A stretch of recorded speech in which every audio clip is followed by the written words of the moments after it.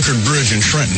For freedom they would fight. To build a nation that would last with peace and liberty, it is a job that's never done if we are to be free. They wrote a declaration to announce that we are free, then a constitution for all the world to see. But this is ink on paper.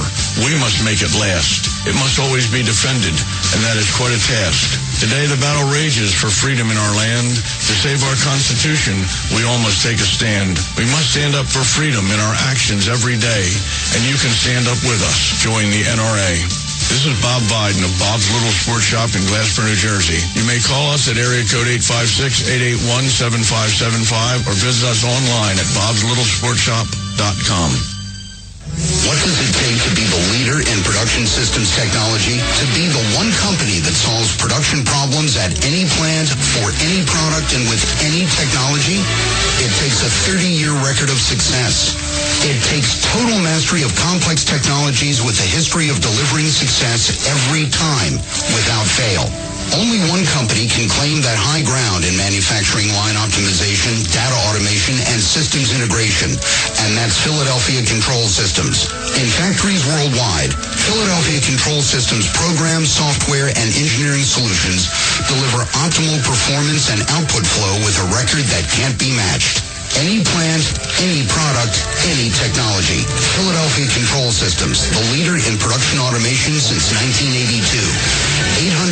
800-335-9811. PCS4automation.com. That's PCS, the number 4, automation.com. Oh, how I'm longing for the day when I'm back at Orchid Bay. Where the silver water glistens in the sun.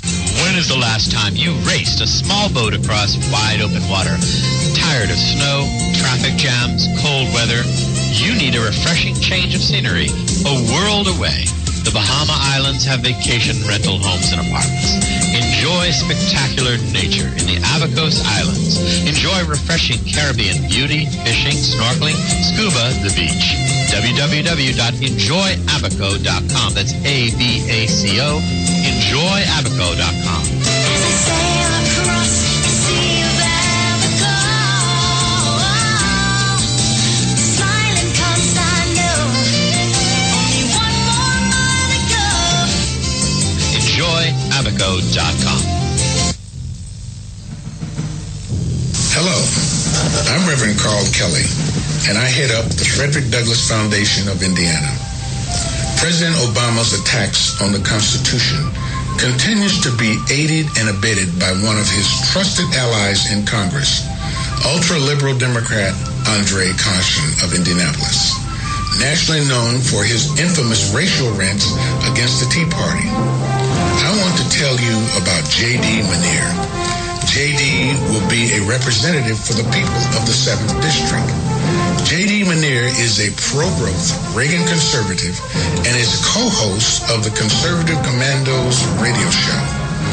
He is asking you to join his army of supporters in order to defeat Carson and go to Washington to demand special prosecutors for Benghazi, the IRS, and other scandals. J.D. is interested in what's good for the people of the 7th District, not Nancy Pelosi. He will promote strong economic growth and jobs by getting the government off the backs of the people, voting for tax cuts and slashing regulations. Help elect a pro-life defender of freedom who will strongly support Israel, vote to cut wasteful spending, and battle to repeal Obama's socialist agenda. Log on to ManierForCongress.com and donate today. That's MINIEAR for Congress.com. Paid for and authorized by the J.D. Manier for Congress Committee. I'm J.D. Manier, candidate for the U.S. House of Representatives, Indiana District 7, and I approve of this message.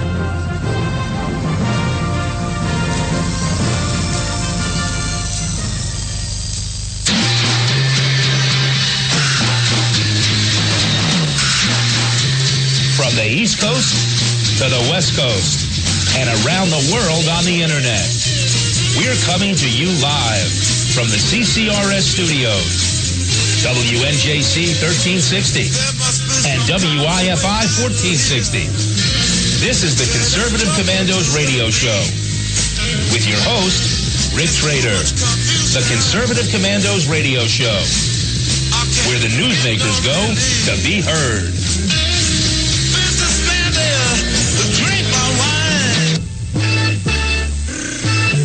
You can call the Conservative Commandos Radio Show at 856-227-1360. Your opinion counts at 856-227-1360. This is Congressman Alan West, and you're listening to the Conservative Commando Radio Show. Welcome, friend. Commando Radio Show. This is your host, Sam Rohr, and co-host today, Daria Novak, in Connecticut, anchoring down this program from the far northeast, and we come to you live from the studios at WNJC 1360. That's our flagship station in Philadelphia. And if you listen, you can listen to us around the world on the Internet. And we do have some new Internet broadcast partners, which you need to know about. CPRWorldwideMedia.com, PatriotsRide.org, and VigilantLibertyRadio.us. And you can listen to us on the Conservative Commando Radio Show anytime, any day, by calling 832-999-1199. And you can use your cell phone at no additional cost because it uses mobile minutes. And if you would like to hear the rebroadcast of today's show, you can do so tonight at 10:10 Eastern Time by listening and turning into www.patriotsride.org. So you can also go to our websites. I need to mention that as we get going here, conservativecommanderadioshow.com and the ccrshow.com. Well, here it is on Tuesday of this week, and we have another great program lined up. Daria, you are sitting up there in Connecticut. Before we go to you, Daria, because I want to know what you have on your agenda. There's always so many things to choose from. It's hard to narrow it down, but I do want to say at the outset here that we have a fantastic schedule that's lined up for today. If you're listening and you have friends, perhaps or not, give them a call. Have them tune in as well, because we're going to be talking to J.D. Gordon at 3:30 in his article that he just had written about the bizarro world of Obama and what it's done to foreign policy. We're going to talk a little bit about Ukraine, what's happening there, as well as around the world. J.D.'s been as a co-host on the program, on here often. That'll be a great program. And then particularly at 4 o'clock, we're going to do something unusual today. We're going to go for an hour, a full hour with our special guest, Roger Aronoff. And he was with the Citizens Commission on Benghazi. So we're going to be looking today between Daria and I. We're going to be talking with Roger relative to the results of this 30-page result of a report just issued last week from the Citizens Commission on Benghazi. And we're going to talk about a lot of the items that have not been brought out in hearings in Washington. We're going to talk about a lot of unbelievable and very disturbing facts that you just simply need to know about that will give a much greater insight into why this issue has been so buried and obfuscated and hidden from view by this administration. So stay tuned. That's at 4 o'clock. We're going to go from 4 until 5. All right, folks, you got a line up here today that you're not going to want to miss, and so we're going to jump to Daria right now. Daria Novak, great to be with you again today. It's been a while since we've been on the program together. How are you? And glad to have you on board here. You know, I am so happy to be here always. I love working with you, Sam. I'm just really glad to be in Connecticut today and not down in the South where they're experiencing horrific tornadoes right now. Isn't that the truth? I mean, we don't, I'm in Pennsylvania. Obviously, we have some, but very, very, very few. You know, I bet in real life we have no real idea, unless we've been actually through one, what it's like. I know you've been doing some research on that. Just give us an update on what's happening, please.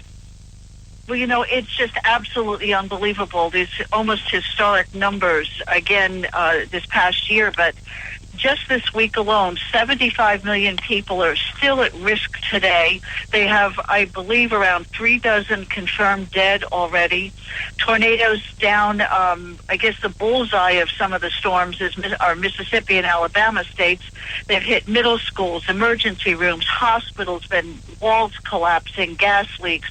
It's hit fire stations, churches, businesses, homes. I mean, it's just unbelievable. 75 million people live in an area at risk today. 37 million are still at risk Wednesday, and Thursday it's still at 30 million Americans at risk for these types of outbreaks.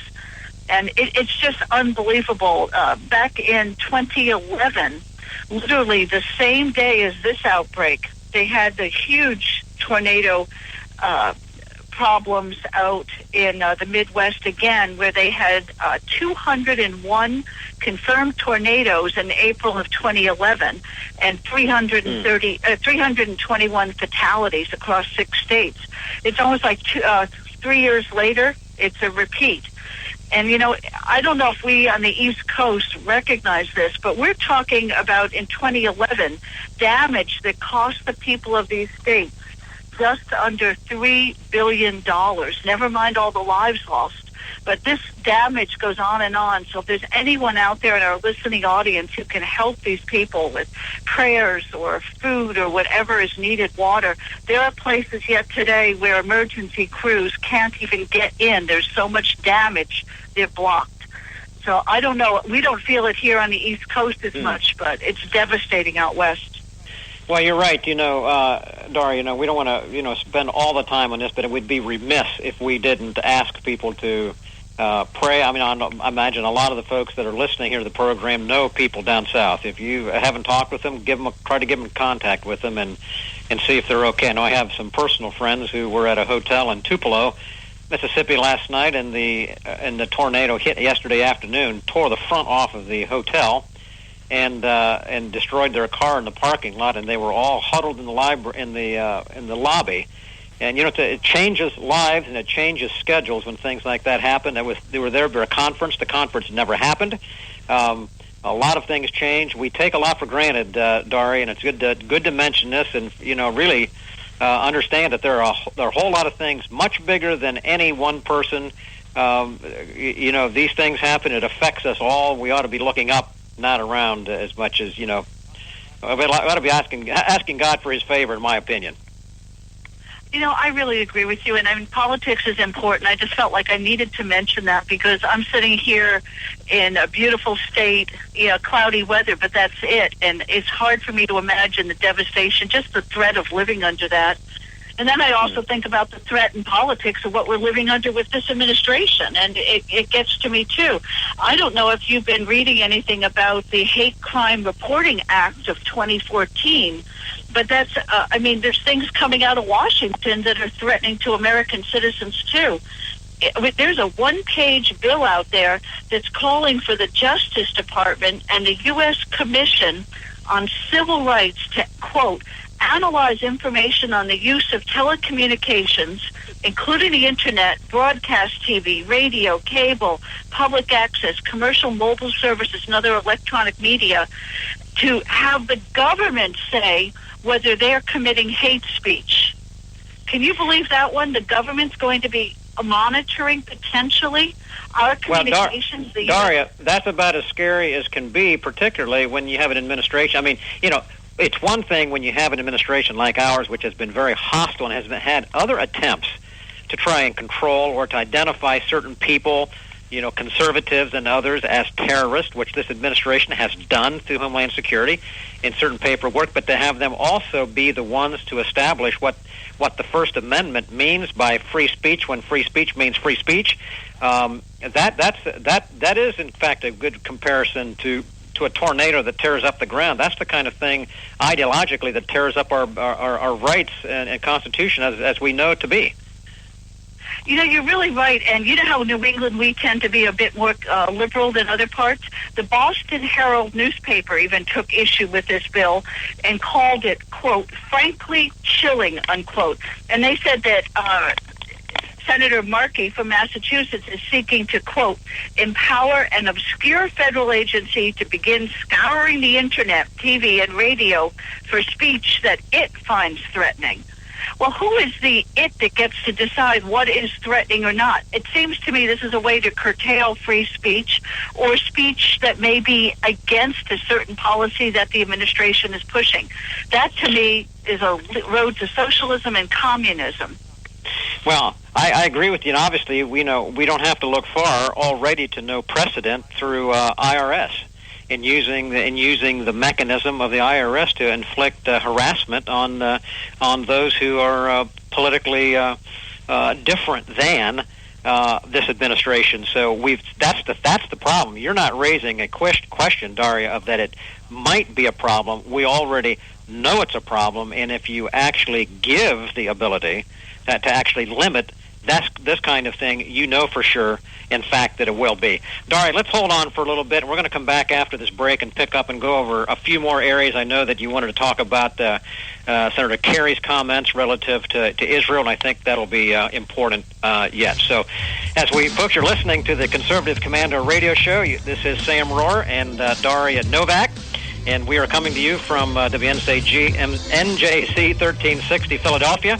And we want you to stay with us as we will be right back in just a moment. Just let me live. Make my own decision. That's my prerogative. They say I'm crazy. I really don't care. That's my prerogative. They say I'm nasty, but oh, how I'm longing for the day when I'm back at Orchid Bay, where the silver water glistens in the sun. When is the last time you raced a small boat across wide open water? Tired of snow, traffic jams, cold weather? You need a refreshing change of scenery, a world away. The Bahama Islands have vacation rental homes and apartments. Enjoy spectacular nature in the Abacos Islands. Enjoy refreshing Caribbean beauty, fishing, snorkeling, scuba, the beach. www.enjoyabaco.com. That's ABACO. Enjoyabaco.com. As I sail across the sea of Abaco, smiling 'cause I know only one more mile to go. Enjoyabaco.com. What does it take to be the leader in production systems technology? To be the one company that solves production problems at any plant, for any product, and with any technology? It takes a 30-year record of success. It takes total mastery of complex technologies with a history of delivering success every time, without fail. Only one company can claim that high ground in manufacturing line optimization, data automation, and systems integration, and that's Philadelphia Control Systems. In factories worldwide, Philadelphia Control Systems programs, software, and engineering solutions deliver optimal performance and output flow with a record that can't be matched. Any plant, any product, any technology. Philadelphia Control Systems, the leader in production automation since 1982. 800-335-9811, PCS4automation.com. That's PCS, the number 4, automation.com. Hi, this is Bob Vide, owner of Bob's Little Sports Shop in Glassboro, New Jersey. I've had the opportunity to travel in many foreign countries, and I've seen what happens to people when they lose their freedom. I wrote this poem. Give us freedom was the cry as they marched throughout the night. At Concord Bridge in Trenton, for freedom they would fight. To build a nation that would last with peace and liberty, it is a job that's never done if we are to be free. They wrote a declaration to announce that we are free, then a constitution for all the world to see. But this is ink on paper. We must make it last. It must always be defended, and that is quite a task. Today the battle rages for freedom in our land. To save our Constitution, we all must take a stand. We must stand up for freedom in our actions every day, and you can stand up with us. Join the NRA. This is Bob Viden of Bob's Little Sports Shop in Glassboro, New Jersey. You may call us at area code 856-881-7575 or visit us online at bobslittle.sportshop.com. You can call The Conservative Commandos Radio Show at 856-227-1360. Your opinion counts at 856-227-1360. This is Congressman Alan West, and you're listening to the Conservative Commando Radio Show. And this is Sam Rohr and Daria Novak coming to you from WNJC 1360 Philadelphia. And we're going to be back right here on the program, Conservative Commander Radio Show. Again, while we are getting going here today, if you are listening and you want to hear a rebroadcast of yesterday's program, you can do so at 5 o'clock this evening by going to cprworldwidemedia.com and click on the listen link, and you'll be able to do that. And I'll give other information as we go along about how you can hear a repeat of today's program as well. So, Daria Novak, let's get back with you. Sitting up there in Connecticut today, and we're going to move from the weather now to around the world a little bit. You had mentioned something which I thought was very, very key. Senator Kerry flips and floats around this world, and it seems like whether he goes to the Ukraine and says near nothing, or he goes to the Middle East and makes everybody angry, this is part of an administration that just has an apparent lack of understanding of what's really going on. But tell our listeners what you were just saying again about what Senator Kerry mentioned and said to Israel. I think it's significant. You know, Sam, having spent 10 years working for the State Department, it just kills me. I can't even imagine what the officers there are trying to do to fix up things that John Kerry does. He was in a trilateral commission meeting, a closed-door meeting last Friday, and this is a quote from him. If there's no two-state solution to the Israeli-Palestinian conflict soon, Israel risks becoming an apartheid state. I can't believe that our Secretary of State would say this about Israel. And just consider this one fact. Look at every country in the Middle East. There are only 16 million people in the Middle East who are free to practice their own religion. Guess where they live? In Israel. Yeah, they live in the little country that he tries to lambaste and says is the cause of all the trouble. Isn't that amazing? Israel. It is. Right? It is. It's a loaded term. Apartheid has a very specific meaning. We've taken it, of course, from South Africa and the politics down there. It's going to bring unwanted attention to Israel. He's already rankled Jewish leaders in America over this. I mean, what is wrong with John Kerry? Well, you know, I don't know. I mean, he never had a grasp on reality, in my opinion, when he was in the Senate, and he's continuing as he opens his mouth across the world on that. But clearly, and I think we'll pick up a little bit of this when we get on with talk with J.D. Gordon here in the next quarter hour at 3:30. But this administration has seemed to turn upside down everything that we have come to view as normal and acceptable, from turning our friends against us to placating our enemies to doing that kind of thing. Because, you know, he said he didn't just refer to Israel as may go down in the history books as an apartheid state, which is a slap in the face of the highest sort, but he also went further, as you mentioned, and said, and if you do not come to the table and give up your land to the Palestinians, you will also be the cause of more Palestinian terrorism, as if the Palestinians need a reason to be terrorists. It's the nature of it. They hate Israel, and I thought between those two things, it was a tremendous kick in the seat to Israel, if not a slap in the face. And you know, I mean, obviously people have recoiled at it, and evidently the Secretary Kerry has recalled his statement and said he apologized for what he said. But I don't frankly, Daria, I don't know what you think, but I don't put a whole lot of stock in that apology. He got stuck. He's having to say what he needs to be to save face a little bit, but I think he meant what he said. You know, I do too. And here's the reality.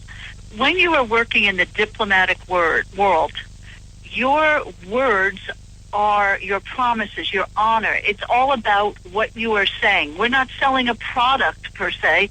We are selling a relationship. Are we going to be a good ally to a nation state? If we say one thing and do another, we're in trouble. But this is just one incident. That's what bothers me so much. And the president does the same thing. We saw that when he was visiting Malaysia. On Sunday, he goes to Malaysia's national mosque and visits that, but refuses to go to the Christian churches there.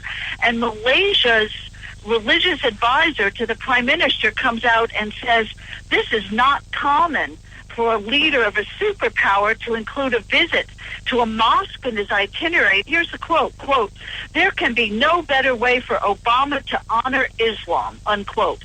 Here we are having a president going around in Malaysia saying the word inshallah, which means, if Allah's willing, if God's willing, if Allah, talking in terms of being a Muslim leader in the way he is carrying on with his speech. The whole world is so upside down, Sam. I really am looking forward to talking to JD at 3:30 this afternoon with us, because I don't know what's going on in the world.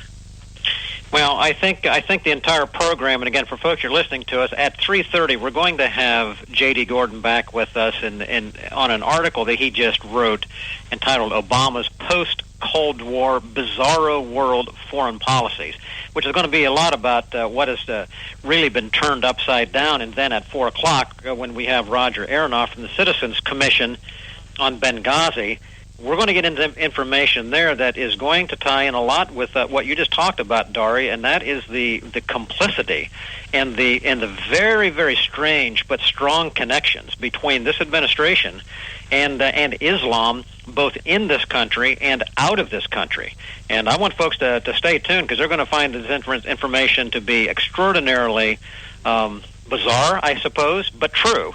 But they need to know. So you are correct. You cannot have public policy and foreign policy, Daria, when we, as most Americans, think constitutionally, think as the defender of freedom, actually are having things of this type which turn upside down all of the relationships that have been created over time, and actually turn our friends at least into doubting Thomases, if not potentially enemies. They're not going to stand with us when the time comes. This is costly and very, very harmful. You are so correct on all of that. And you know what? Anyone out there, our listening audience, knows that we talk the truth. We've got the quotes from these leaders that are saying these things. These are patterns that are formed, and other nation states look at us as being very weak, very pro-Muslim Brotherhood, Islam, is the jihadist type of Islam, the way it's being practiced today. It's not healthy for our nation state. It's not healthy for the world. I mean, another quote from another religious scholar from Malaysia. This is out of the ordinary, as I cannot recall any non-Muslim world leader visiting the National Mosque. This is a good start for Muslims. Well, it's certainly not a good start for us. Yeah, not the truth. And again, we expect the leader of the free world, should be incumbent upon the leader of the free world, definitely this president of the United States, to lead the way for freedom and really, frankly, the Judeo-Christian worldview, which undergirds our Constitution, which has been the model, has it not, Daria, for freedom around the world. So let's stay tuned here, and we're going to come right back after this break. Folks, you are listening again to the Conservative Commander Radio Show. This is Sam Rohr and Daria Novak today, and we are coming to you from WNJC 1360 Philadelphia. And we want you to be listening to us throughout this program. J.D. Gordon will be with us at just in a few minutes, and then Roger Aronoff on the Citizens Commission on Benghazi will be covered from 4 o'clock until 5 o'clock. A report and in an interview you will not want to miss. So again, stay with us, and we will be right back in just a few minutes. Yeah, that's my prerogative.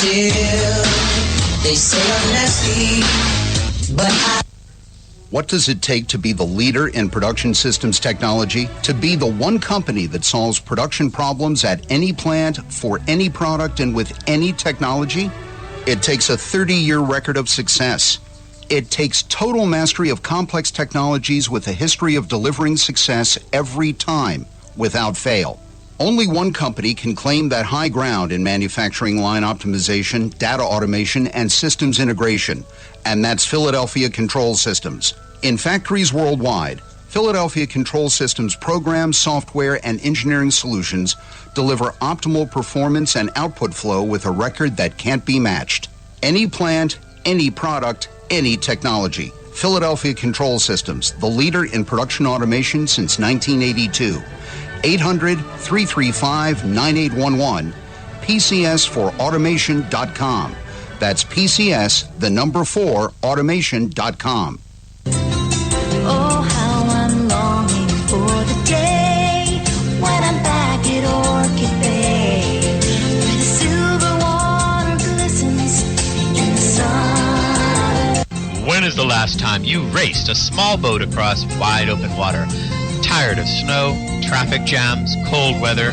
You need a refreshing change of scenery, a world away. The Bahama Islands have vacation rental homes and apartments. Enjoy spectacular nature in the Abacos Islands. Enjoy refreshing Caribbean beauty, fishing, snorkeling, scuba, the beach. www.enjoyabaco.com. That's ABACO. Enjoyabaco.com. As I sail across the sea of Abaco, smiling 'cause I know only one more mile to go. Enjoyabaco.com. Hi, this is Bob Viden, owner of Bob's Little Sports Shop in Glassboro, New Jersey. I've had the opportunity to travel in many foreign countries, and I've seen what happens to people when they lose their freedom. I wrote this poem. Give us freedom was the cry as they marched throughout the night. At Concord Bridge in Trenton, for freedom they would fight. To build a nation that would last with peace and liberty, it is a job that's never done if we are to be free. They wrote a declaration to announce that we are free, then a constitution for all the world to see. But this is ink on paper. We must make it last. It must always be defended, and that is quite a task. Today the battle rages for freedom in our land. To save our Constitution, we all must take a stand. We must stand up for freedom in our actions every day, and you can stand up with us. Join the NRA. This is Bob Viden of Bob's Little Sports Shop in Glassboro, New Jersey. You may call us at area code 856-881-7575 or visit us online at bobslittlesportshop.com. Hello, I'm Reverend Carl Kelly, and I head up the Frederick Douglass Foundation of Indiana. President Obama's attacks on the Constitution continues to be aided and abetted by one of his trusted allies in Congress, ultra-liberal Democrat Andre Carson of Indianapolis, nationally known for his infamous racial rants against the Tea Party. I want to tell you about J.D. Manier. J.D. will be a representative for the people of the 7th District. J.D. Manier is a pro-growth Reagan conservative and is co-host of the Conservative Commandos Radio Show. He is asking you to join his army of supporters in order to defeat Carson and go to Washington to demand special prosecutors for Benghazi, the IRS, and other scandals. J.D. is interested in what's good for the people of the 7th District, not Nancy Pelosi. He will promote strong economic growth and jobs by getting the government off the backs of the people, voting for tax cuts and slashing regulations. Help elect a pro-life defender of freedom who will strongly support Israel, vote to cut wasteful spending, and battle to repeal Obama's socialist agenda. Log on to ManierForCongress.com and donate today. That's MINIEAR for Congress.com. Paid for and authorized by the J.D. Manier for Congress Committee. I'm J.D. Manier, candidate for the U.S. House of Representatives, Indiana District 7, and I approve of this message.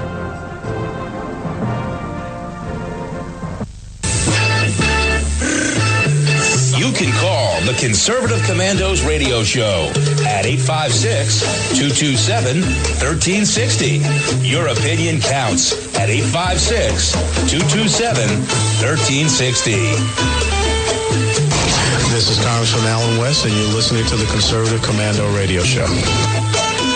And this is Sam Rohr with co-host today, Daria Novak, and we are thrilled to be with you here as we enter into the second half hour of the Conservative Commando Radio Show, coming to you from WNJC out of Philadelphia, Pennsylvania.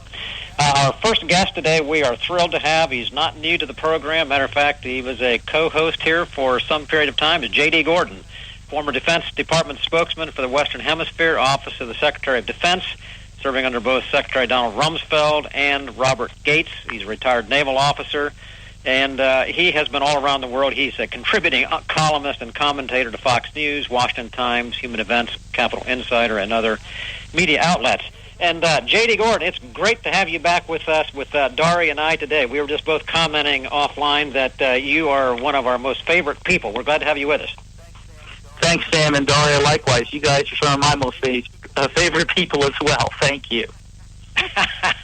Well, now that we have those good things established, right? That's right. Do we have to pay him $1? Do we got to pay him $1 every time he says he likes us? Well, you know what? That's about probably all we have left if taxes don't take the remaining amount. So, well, that's right. We're all local. So that's great. With you because of the time. We've got a great program after you is going to be Roger Aronoff. We're going to be talking about the Citizens Commission on Benghazi. And but you're going to be set the stage here a little bit. You just finished writing an article that the Washington Times published, a great article, by the way, entitled "Obama's Post-Cold War Bizarro World Foreign Policies." And in that, you commented on how the relationship between America and Russia, between Putin and Obama, has, compared to former presidents, compared to now, really been totally just turned upside down, where now you have Putin actually talking about protecting Christians, and you have our president, as Dari just said in the previous quarter hour, going over to Malaysia and going into a mosque, but refusing to go to a Christian church. These are things that are really way upside down. And I'd like you to expand a little bit upon that whole concept of bizarro world and perhaps give some other examples of what's really happening, because people need to know things have changed or are changing. Absolutely. Well, thanks for having me on the show to discuss it. I do appreciate that. And anytime I get a chance to talk about one of my columns in the Washington Times, I do appreciate the opportunity. Well, first of all, the Bizarro World. What is that? The Bizarro World was part of the Superman comics in the 1960s. And instead of a round planet, it was a cube. And everything that was held dear on Earth was not held dear on the Bizarro World. It was determined to be of little value, or whatever we liked here on Earth. They did the opposite in the Bizarro World. In fact, the first time I heard it was on Seinfeld. I'm like, Bizarro World, what's that? I looked into it. And I think that the United States today is a little bit of a bizarro world. The United States and Russia is a bizarro world compared to during the Cold War. When I was growing up in New Jersey, the United States was favored in the Cold War. It was easy to see where the United States was coming from. We had presidents like Ronald Reagan. Most of our presidents throughout the Cold War, since after World War II, they stood up for democracy. They stood up for liberty. They stood up for Judeo-Christian values, and they weren't ashamed of it. That's what they did. We went to war in Korea and Vietnam to protect free markets, to protect democracy and liberty. And things are so different these days, and it was really hit home when I spoke at a European Parliament event a few weeks ago. I was in Brussels for a week and in Spain for a week, Brussels 1 week and Madrid for a week. And I talked to a lot of politicians and a lot in the media and a lot of think tank experts, and they asked me a lot of pointed questions about what is going on in the United States today compared to what's going on in Russia. Because clearly everybody wants to talk about Russia and Ukraine, but if you peel a few layers back, let's take a look at some interesting things. During the Cold War, like I just mentioned, our presidents were strong and they stood for democracy, freedom, liberty, Judeo-Christian values. That's not the case today. It started, I think, in 2008 when President Obama talked about being a global citizen. He talked about a world without nuclear weapons. On day one in office, he made it his top priority to close Guantanamo and give constitutional rights to Al-Qaeda and the Taliban, even though Al-Qaeda had killed 3,000 people in the United States on 9/11, even though Taliban and Al-Qaeda collectively killed thousands more around the globe.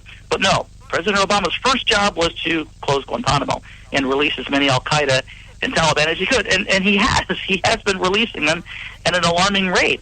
And when you look at Russia, we looked at Russia when I was a kid. We looked at Russia as, we knew where they were coming from too. They were tough. They were ruthless. And they espoused atheism. They were totalitarians. So they espoused this ruthless, crushing, atheistic totalitarianism. If you look at the United States today, Barack Obama is trying to make this country more progressive and more secular every day.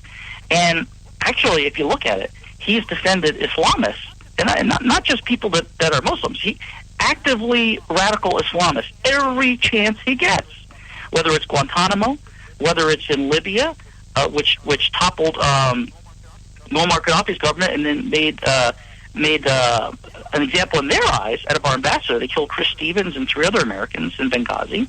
Islamists took over the government in Cairo. The Muslim Brotherhood ruled in 2012, 2013. And what happened in Egypt? They went after the Coptic Christians, open season on them, burning churches and killing Christians. What's happening in Syria? The Muslim Brotherhood and Al-Qaeda elements, they're going after Christians again. And President Obama, guess which side he is actively backed? The Islamists. So if you look at Russia today, who's the guy in the world talking about protecting Christians? It's Vladimir Putin, Russia's leader. I can't even believe I'd see this day today where you have Vladimir Putin talking about political correctness run amok, talking about protecting Christians around the world, talking about protecting Christian values. It's Russia's leader. So that's why at the European Parliament, a lot of members were asking me, what is going on in the United States? And, it's hard to put your finger on it, but it's not good. It is indeed. Daria and I were just talking about that. I know she's got a question she wants to put in here, and we'll go to her right next. But this is the kind of thing that we're seeing here. I mean, in our own country, who are the terrorist types that can't get, they're the ones that to stand out to try and protect their property or whatever. Who's the ones who are identified increasingly in this country as the troublemakers? It's the constitutional patriots. It's the Constitution itself is being thrown upside down. This whole thing as you're talking about. Daria, you and I were talking about that. You've got some points you really want to make here. I just found this article really fascinating. I urge everybody, go out and look at the Washington Times, this article, Obama's Post-Cold War, Bizarro World. It's absolutely so correct. 180 degrees. What I was really found interesting were the demographic issues that you addressed in this article, and linking those to China and to the U.S. is sort of my question. We see China today with the one-child policy. They've gone so far beyond the male-female ratios that they're not going to be able to recover unless they import brides into China. And we see in the U.S. we have, 2.11 in our population, which is the minimum level of births needed to sustain a population of a similar background. Now, you were talking about in your article in Russia that Putin is concerned about, whether you want to say Christian, but just that non-Muslim population, that the Muslims are having larger families and the Russian population, if you want to call it the white population, is not. Do you think that because Putin wants to keep control over Russia, that an expansion for him is imminent, that there's no other way to solve his demographic problems in his state? Well, that's a great question, Daria. I think Vladimir Putin's trying to solve the demographic population death spiral, if you'll call it, in 2 ways. Because if you look at the facts, 20 years ago, Russia was 148 million people. Today, it's 143 million people. It's shrunk. Why is it shrinking? Well, because it's number 1 in the world in abortion rates. It's 53 women per 1,000 per year. It's number 1 in divorce. It's 5 per 1,000. It's number 1 in alcoholism. The male life expectancy is 64. But that is in the areas around Moscow, most of Russia, where there's white Christian. JD? Yeah. JD, can I interrupt? Yes. We're going to have to cut away for a break. Hold that, come back and finish that answer, if you could, to Daria just on the other side. Folks, you are listening to the Conservative Commander Radio Show. This is Sam Rohr and Daria Novak. Our guest for this half hour is J.D. Gordon. And we're talking about the article that he just wrote, Obama's Post-Cold War Bizarro World Foreign Policy. We'll be back, and we'll pick up on this just on the side of the break. Stay with us, please.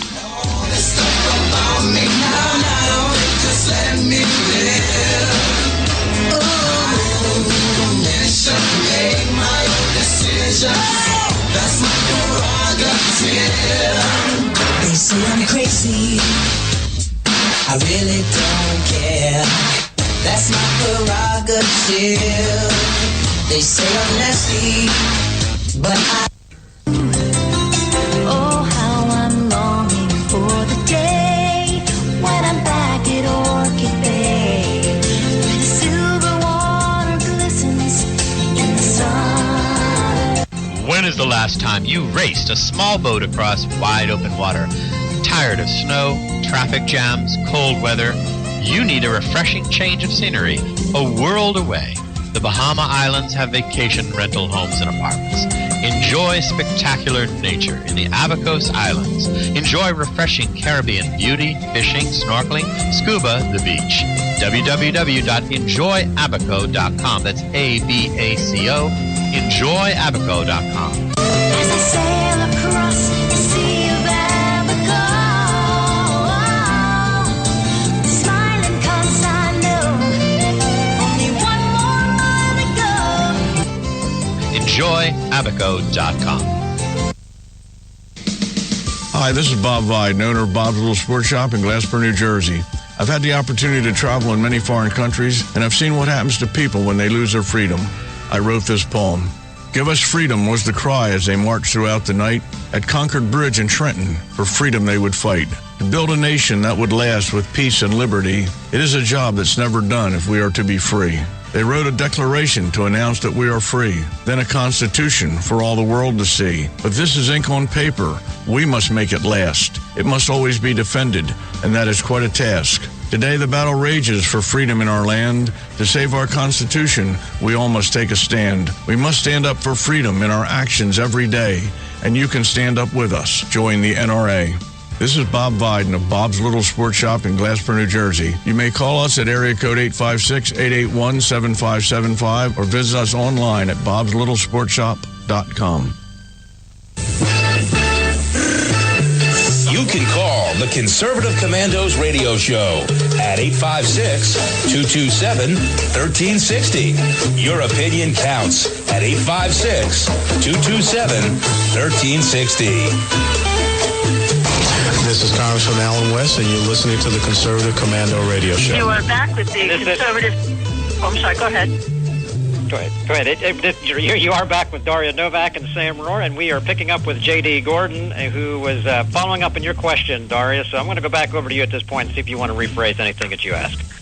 Well, I just would think our listeners would love to know, with the demographics that are going on around the world, in the U.S., our population's changing.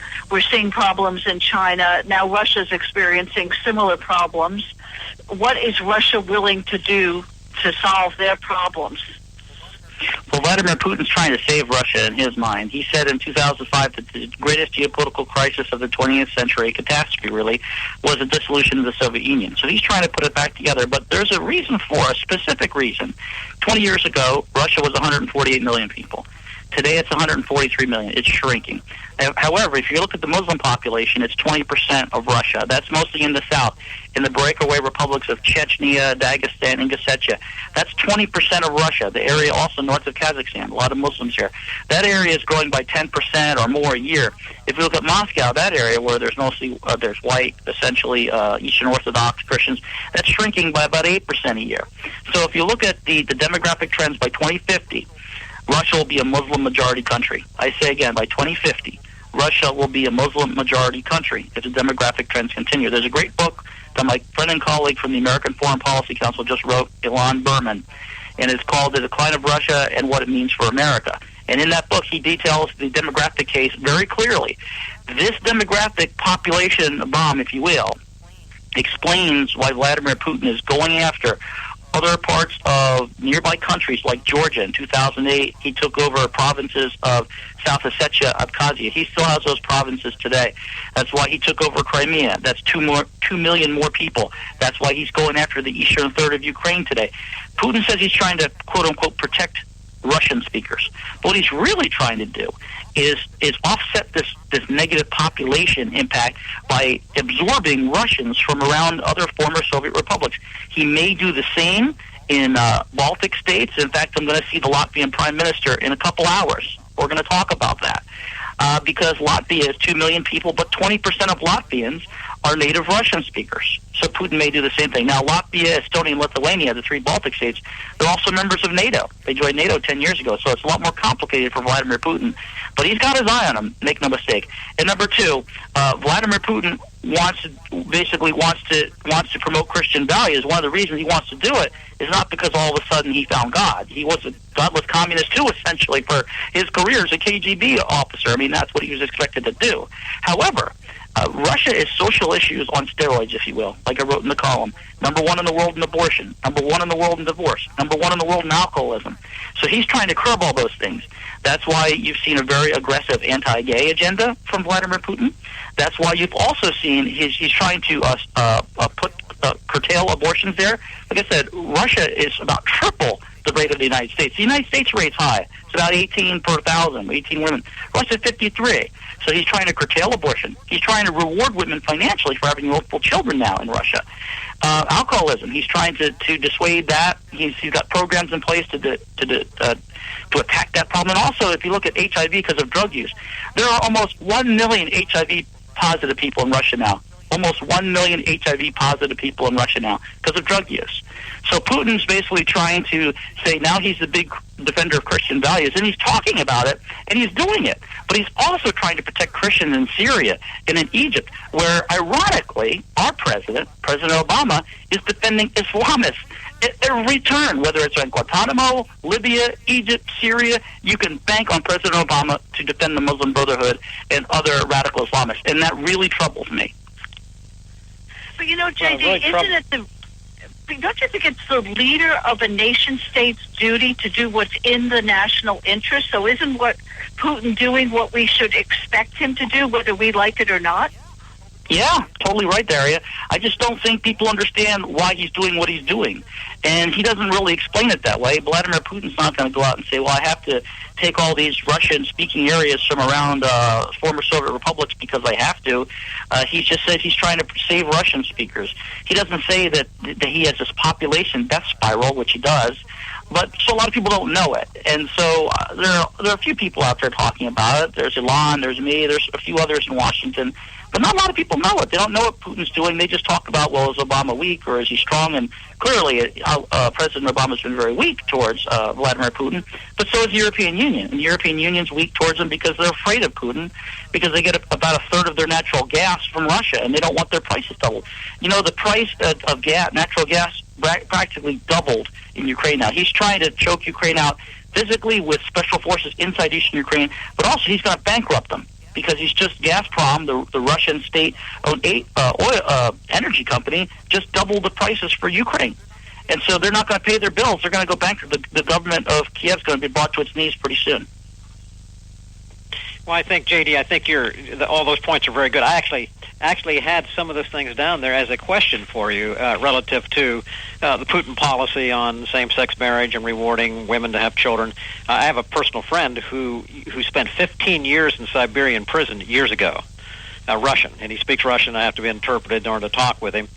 But in talking with him, he made a point to me of saying that after all of the failed policies of communism, even putting then Christians in prison and all of that kind of thing, and all of that happened, once the economy and everything just flattened so flat, where people were drunk, not working, all the things that you're talking about, the only families that were left standing were Christian families.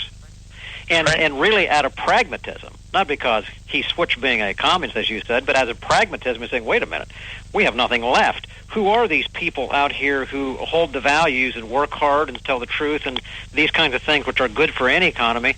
Who are they? And that's how he's, as you're saying, backed into it. It's when people look and say, well, Putin has changed. I don't hardly think he's changed as much as saying, we got a problem, and what do? You got to go to the people who have a work ethic, and I think that part of that is, historically, Ukraine have had people who have been very, very hard work ethic, strong people They've loved freedom. They have not loved Russia, which is part of the conflict there. But it appears that he's pretty intent on taking the move. And I wanted to ask you your question. Obviously, there are a lot of, a lot of what happened in Crimea is up now in the eastern part of the country, and he's got the guys on the ground that are going around destabilizing. How long do you think that we're going to make it to the election on May 25th in Ukraine, or do you think that is it more logical to expect that Putin's going to move against the entire country? Well, I think we'll make it to the election in Ukraine, but I think over time, I don't know how long it's going to be, whether it's a week or a month or a year or 2 years, but eastern Ukraine, about a third of it, where there are a Russian-speaking majority, that will belong to Vladimir Putin or whoever follows him in Moscow. I'm pretty sure that it won't be long. I don't know how long, but eventually that Russian-speaking area, especially if Vladimir Putin has anything to say about it, will be in Russian hands. Now, Vladimir Putin is making problems for himself, too, because he has overplayed his hand. There's been about $160 billion of capital flight because investors are nervous about what Putin's doing and some of the sanctions that the U.S. is putting on. Even though there are not a lot of sanctions, there are some for the banking sector, some were announced for the defense sector, and these are primarily directed at the oligarchs, Putin's inner circle of people. But Putin has scared away investors, and so, it's not going to be very comfortable for Putin either. He has basically decided he's better off in just taking areas that he can, Russian speakers, to save his country, because he figures Russia's going down the tubes anyway. So he's got to do something. He would rather take economic and diplomatic sanctions from the U.S. and EU and still take these areas over in Ukraine and Georgia and who knows where else in the next year or 2 or 5 years he may wait. Remember, it was 6 years between Georgia and Ukraine. So Putin's on his third term. It's historic as the president. He's been really in control since the last day of 1999, essentially, and he's going to be there for a while, I predict. We have just a couple minutes left. Daria, you have one question quick for J.D. J.D., I loved your article calling it Bizarre World. What it makes me think about, though, is when the next American president is elected in 2016, is he or she going to suffer because of what this president did in terms of credibility with other world leaders? Well, yes, and the reason is because President Obama and the Democrats in Congress, primarily the Democrats, have ushered in sequestration in the Budget Control Act of 2011 that's cutting $1 trillion from defense budgets over a decade. That's going to hollow out the military like during the 70s. We're not going to be able to defend the country. You just can't recover from that overnight. And so, whoever comes after President Obama in 2016 is going to be similarly challenged because the U.S. is looked at as weaker, and we're physically getting weaker because of the decline in defense spending. Absolutely. And with that, J.D., I'm going to ask you if you could tell our listeners where to go to follow your writings and where to stay up with all the things that you're doing, which, frankly, will keep them busy because you're busy. Great. Well, thank you very much, Sam and Daria. It's foxnews.com. Fox News Opinion is one place they can look for my columns, and also the Washington Times opinion section. And my websites are jdgordоncommunications.com. And also, my organization is Protect America Today, and that's www.protectamericatoday.com. All right, JD. And is there any place that you're going to be that we can go to?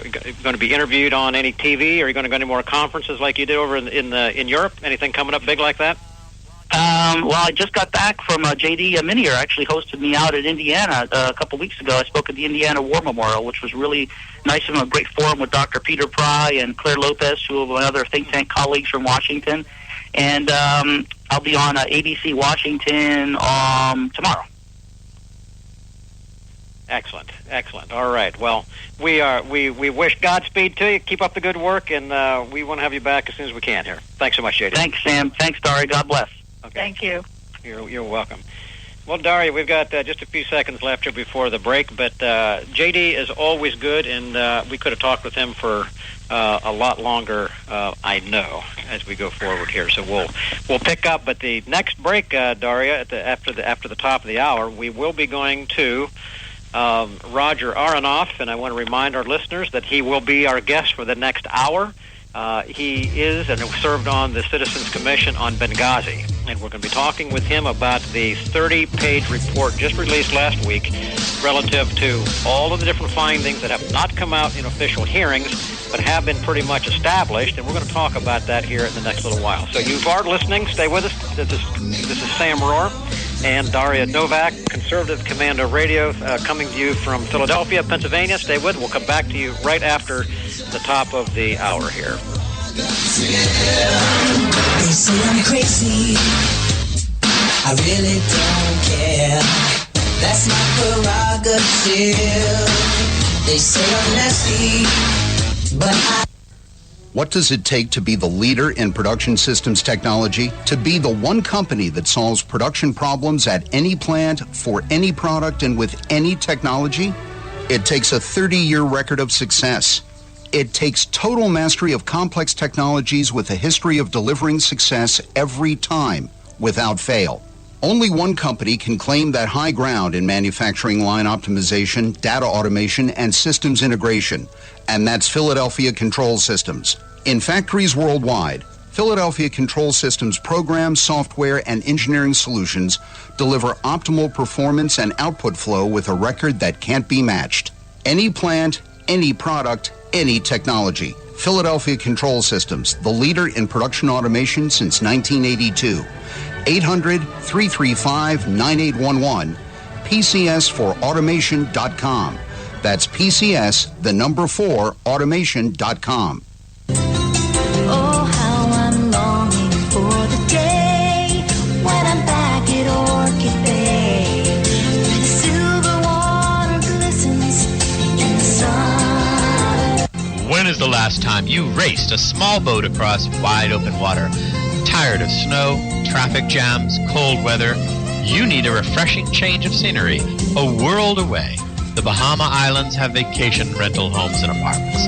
Enjoy spectacular nature in the Abacos Islands. Enjoy refreshing Caribbean beauty, fishing, snorkeling, scuba, the beach. www.enjoyabaco.com. That's ABACO. Enjoyabaco.com. As I sail across the sea of Abaco, smiling 'cause I know only one more mile to go. Enjoyabaco.com.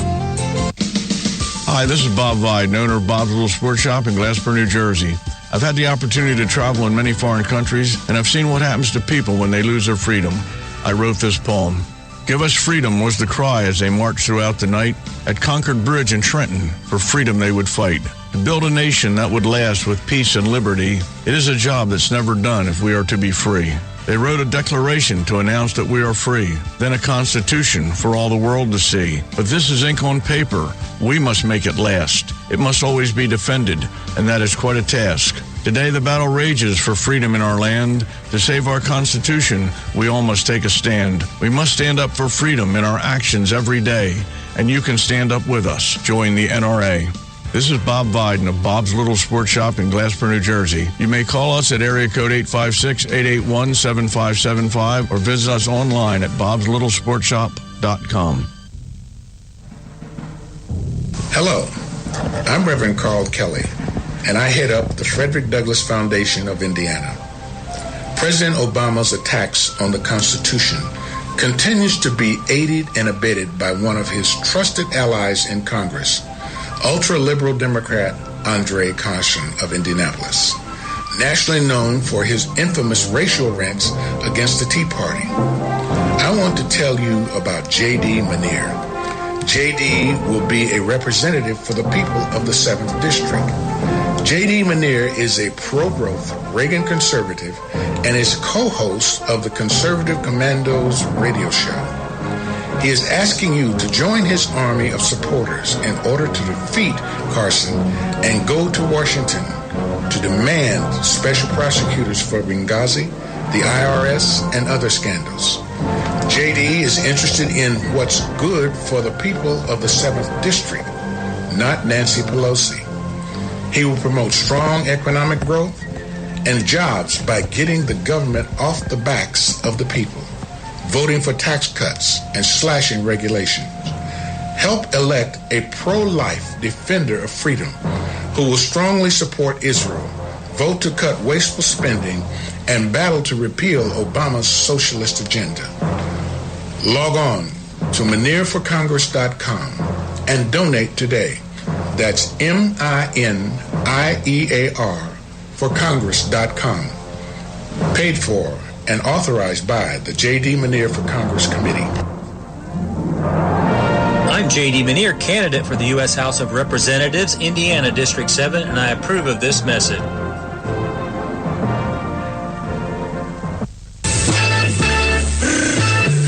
You can call the Conservative Commandos radio show at 856-227-1360. Your opinion counts at 856-227-1360. This is Congressman Alan West, and you're listening to the Conservative Commando Radio Show. And you are listening to the Conservative Commando Radio Show. This is Sam Rohr and Daria Novak today on this Tuesday, and we are moving right along. For those of you who are just tuning in, this is the Conservative Commando Radio Show out of Philadelphia, Pennsylvania.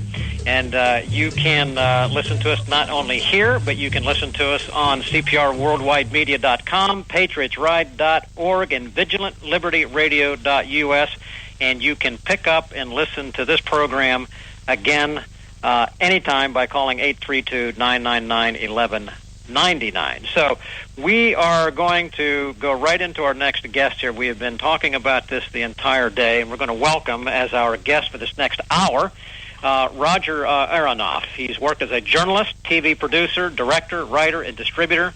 Earlier this year, he came to light in a very good way by organizing the Citizens Commission on Benghazi.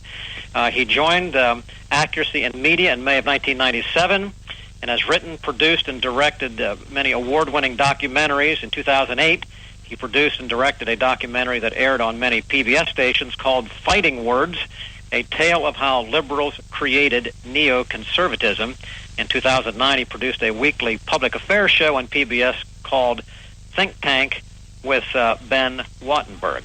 Roger, we are thrilled to have you with us today for this entire hour. We are glad you're taking the time. We're going to have far more to cover than what we can actually do in an hour as we look into the findings of the Commission report.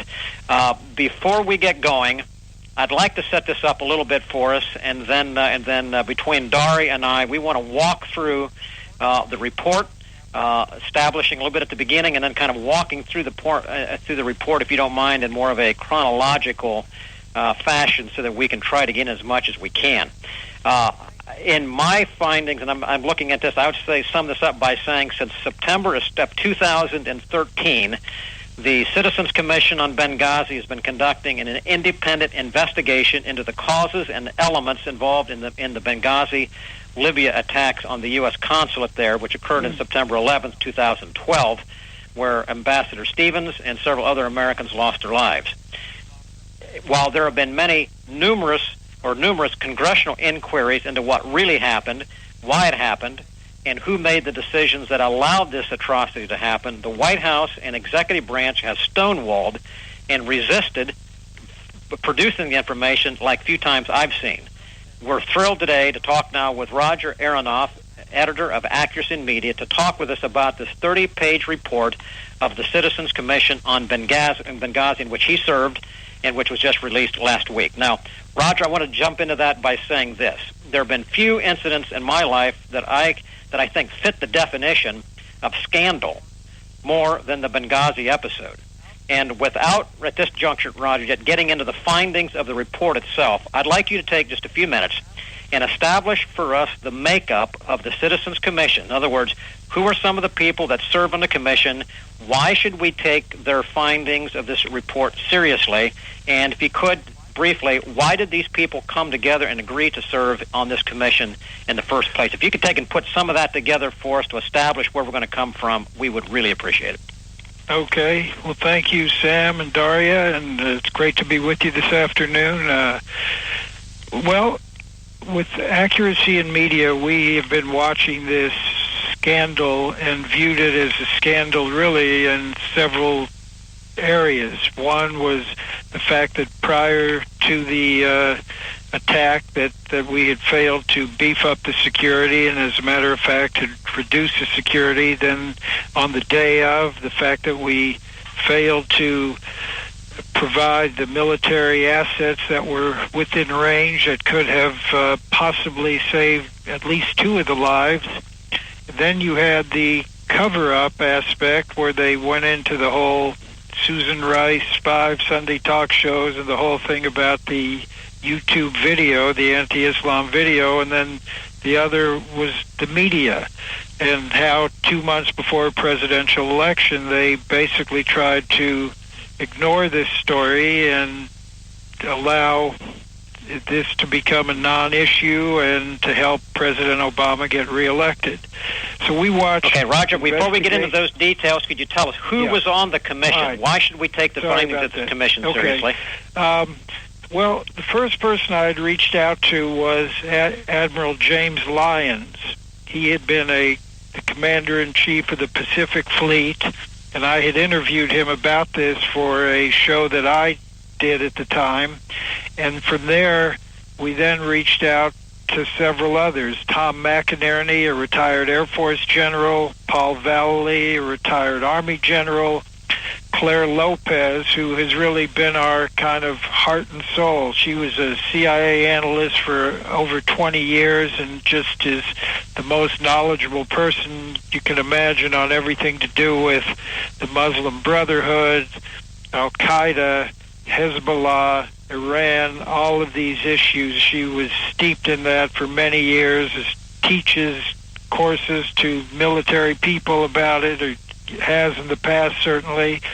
So the others, we have Alan West, who I know your listeners are very familiar with. We now have Pete Hoekstra, who is he was the chairman of the House Intelligence Committee before Mike Rogers. We also, there's several other CIA people, Kevin Shipp and Wayne Simmons, Chet Nagel.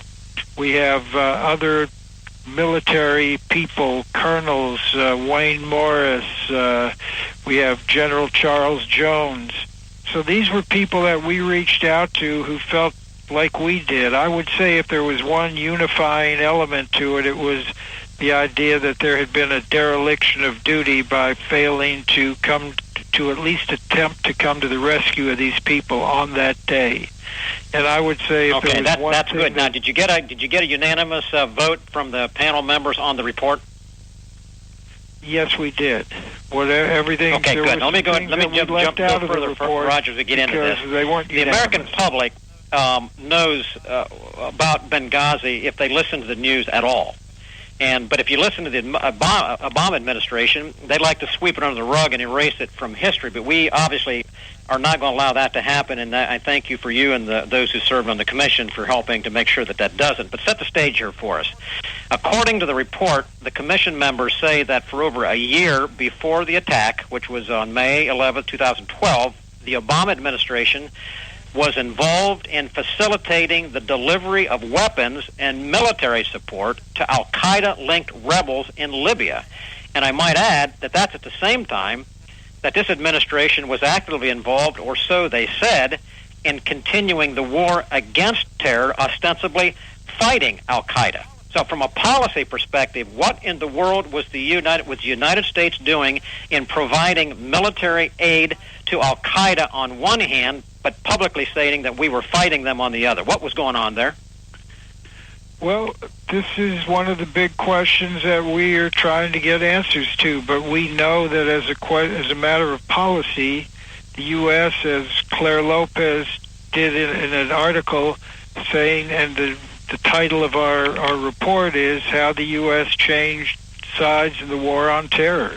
And what happened is, going into this, look, we all agree that Gaddafi was a terrible dictator and a bad person, and whether he did Pan Am 103 and other things, we know in his day he was quite the terrorist leader, but he had turned against Al-Qaeda. He had given up his weapons of mass destruction, and he had sort of become an ally in the war against Al-Qaeda. But what happened, and this is one of the key things, the key revelations, was we had this Admiral Chuck Kubik, who is a retired rear admiral. He was in Iraq and Afghanistan, but now, for the last several years, he's been a businessman and working and living in that area and he personally was involved in an effort to stave off the war that ended up killing Gaddafi,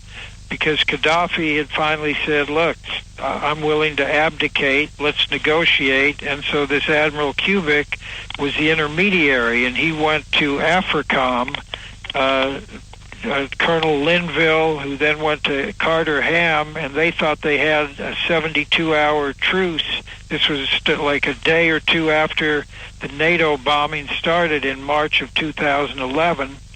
And what happened then all of a sudden was that Ham said, look, I've been overruled, the Pentagon was overruled, and we're going to war, and we're going to be shipping, and we're going to facilitate the shipment of these arms. So this was what happened. I mean, it was a clear policy change where we allowed arms to be shipped from, financed by UAE, United Arab Emirates, to Qatar was the facilitating depot, and these weapons went to the rebels in Libya, rebels who we knew were part of the Libyan Islamic Fighting Group and other Al-Qaeda-linked groups, that there was no doubt who these people were, and we knew this, and you can go through it and see the names and the link. Claire Lopez is on our website and in this report and in the attachments to this report. So it is clear that we did that. Okay, Roger. Why did we do it? Yeah, go Roger, ahead. I'm going to jump in at this point. We're going to have to break here for just a second. I want to come back on the other side here of this break and pick up on this issue, and I want to go specifically then to the issue of what happened with switching sides here on what the United States did. So, folks, you are listening to the Conservative Commander Radio Show. This is Sam Rohr and Daria Novak coming to you out of Philadelphia, Pennsylvania. Stay with us. We're going to come right back after the top of the hour with Roger Aronoff, who put together the Citizens Commission on Benghazi and the 30-page report that we're now looking at. Stay with us. We'll be right back. They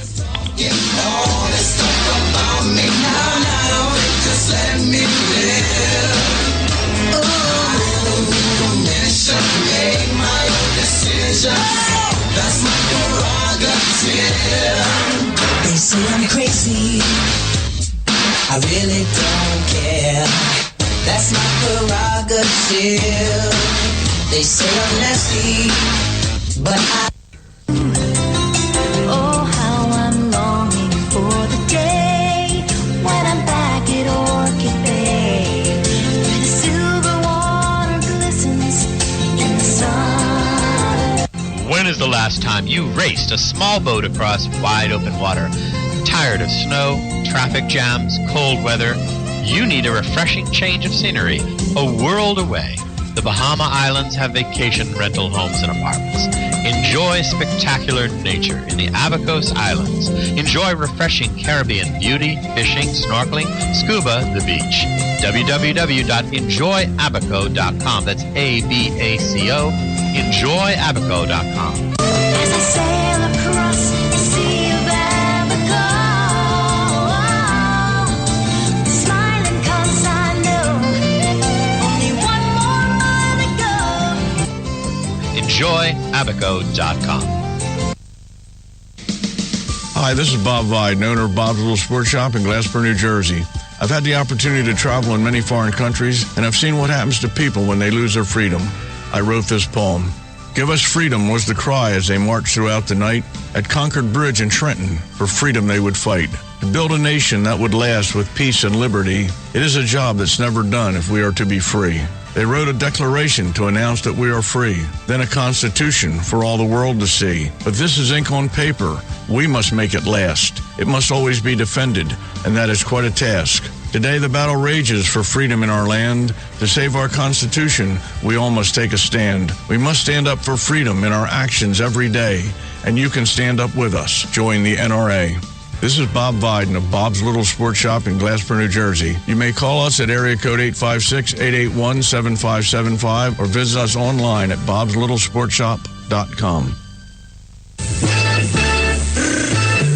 You can call the Conservative Commandos Radio Show at 856-227-1360. Your opinion counts at 856-227-1360. This is Congressman Alan West, and you're listening to the Conservative Commando Radio Show. Welcome back. Welcome back to the Conservative Commandos Radio Show. We're here today with a special report, a 1-hour-long report on Benghazi with a member of the Citizens Commission on Benghazi with Roger Aronoff. Now, Roger, we were talking a little bit about changing sides in the war on terror. I actually have a question that I wanted to ask because I think it's something our listeners might wonder about. When we go back to the war in Iraq and Afghanistan, we saw that intelligence is incomplete and imperfect. Under President Bush, we heard about weapons transfers, but then there were some problems confirming things. Do we have any proof today about weapons transfers or what is actually happening in Benghazi with weapons flow? Well, yes, we do actually have proof, and we have a person who was a business partner of this Admiral Kubik, who was a confidential informant, a person who has worked with, we have seen documents, some things that we really couldn't put out, but we have what we consider a very reliable source that who was involved in it firsthand. Admiral Kubik was there. I mean, what happened is after we held this conference last September, we were approached by some people, said, you need to talk to this man, Kubik, a retired admiral. So I took our Admiral Lyons and had him contact him, and that started this whole thing where we got access to information that had not come out before, which was, it took a long time, and it's still not fully developed, but we have enough and have seen enough and believe that there's no question about what happened with this flow of arms. Yeah, go ahead. Sorry. I'm just going to say, when the Reagan administration was in and we had Iran-Contra, the media, the mainstream media, were all over it with the questions. Are the mainstream media, pounding on your door, asking you for more information from your report? Are they out there broadcasting what's going on?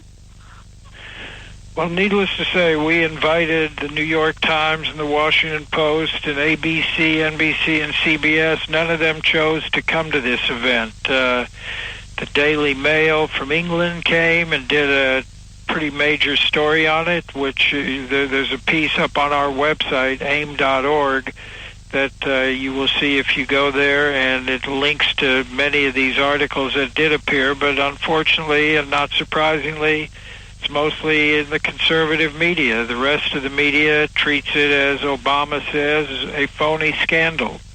And we know it is not a phony scandal. We don't know what's going to happen, but there are currently 189 co-sponsors of Frank Wolf's H.R. 36 calling for a select committee to investigate this that would have powers that the previous hearings and committees did not have when they were looking into it. So we are... Roger, let me ask you a question, jump in here at this point, and then just as Dory and I go back and hear forth with you. The information that's in the summary, or in the commission report as you've established it, is any of that information that we're either talking about or in the commission, is any of this new information than what has already been presented before any of the various congressional hearings at this point, or is it just the packaging of what's in this report that makes it really significant? No, it's both. For instance, the story about Admiral Kubik, and he told it before the press for the first time, and at our event last week ago today, and then the other story about this weapons flow, there have been bits and pieces, people have talked about it, but we have laid it out in such a way, and again, Claire Lopez. You can watch the video of this entire press conference from last week.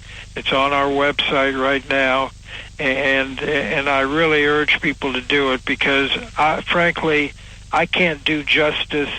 I mean, Claire knows this stuff just inside and out, and we rely on her a lot for that aspect of it. I mean, there are other people talking about the Admiral Lyons, about the security, about the base at Sigonella in Sicily that could have had planes there within an hour, and that there was a 130-man Marine force there. And so all this talk by Panetta and others that, we didn't have time and we didn't, first of all, you don't know how much time the whole thing is going to last. But the two main things that I would say are new that kind of were a shocker to most people is how we facilitated this flow of arms that was purchased out of Eastern Europe, and through Qatar and paid for by UAE, and went to groups that we knew were Al-Qaeda and Muslim Brotherhood related groups. And the other part is that this war never even really had to happen if we'd have given peace a chance. Admiral Kubik likes to talk about this Nobel Peace Prize winner who refused to give peace a chance for 72 hours, in which they could have avoided all the bloodshed and all that, because this way it allowed the Al-Qaeda and Muslim Brotherhood related forces to win and take over, and it's been completely anarchy there, and run by these militias and these gangs today, and that was the environment on September 11th, 2012, when we had this group, Blue Mountain, out of Wales, out of England, that was our security, but they were by contract unarmed, and the only armed security we had was the February 17th Martyrs Brigade, another Al-Qaeda linked group in essence that was protecting our special mission compound. Now, Roger, can you tell me this? In all of your investigation, have you found any evidence at all that President Obama personally made any contact with a foreign leader in the region to say, help, my people are under a physical attack, we need assistance now? No, we do not know of anything. What we know of is that around 5 o'clock that afternoon, 5 o'clock Eastern Time, Dempsey, the Joint Chairman of the Joint Chiefs, and Panetta went to see President Obama and told him from the reports that it was they knew at the time it was a terrorist act, meaning a planned, coordinated attack rather than something that came out of a spontaneous demonstration based on this Islamic anti-Islam video. So we know he knew that, and basically where he was the rest of the night is still a kind of a mystery. And who he talked to, I mean, he points out that he said, do everything in your power, but they didn't do everything in their power. As Admiral Lyons pointed out, who was he had been a commander-in-chief himself, he knows that whether there was a stand-down order, there certainly was not an order to use the forces that were there, because he said they were there, they could have gone, could have been there within an hour, and at least to have planes, whether they were armed or not, to strafe the CIA annex, and probably weren't going to save the first two lives of Ambassador Chris Stevens and the information officer, but the other two, Woods and Doherty, at the annex, very probably could have been saved. And then people who were there have All been right, given... Roger, I'm going to have yes. to jump in, Tony, because we had a break coming up here. I want you to finish that question. I want to come back on the other side here and ask you about the issue of how Hillary Clinton issued a statement after the UN resolution. I think that is most significant. So, folks, you are listening, again, to the Conservative Commando Radio Show. This is Sam Rohr and Daria Novak, and our guest today is Roger Aronoff. Our point of discussion is the Citizens Commission on Benghazi. Stay tuned, and we're going to come back right after this break and pick up on the other side and complete this great interview with Roger Aronoff.